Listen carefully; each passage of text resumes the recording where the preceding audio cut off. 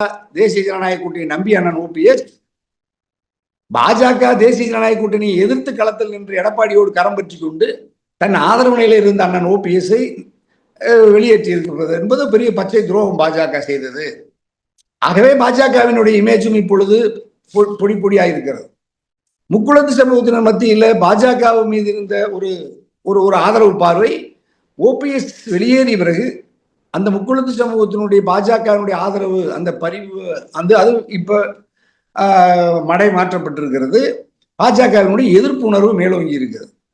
இப்ப அந்த அரசியல் தளத்துல இப்ப பாஜக திமுக உறவு ஏற்பட்ட பிறகு இந்த பரப்புரை முழுக்கவே அது ஒரு பாசிட்டிவான அவர்களுக்கு ஒரு வலிமை சேர்க்கக்கூடிய அளவுல இந்த சம்பவங்கள் எதுவும் அமையல.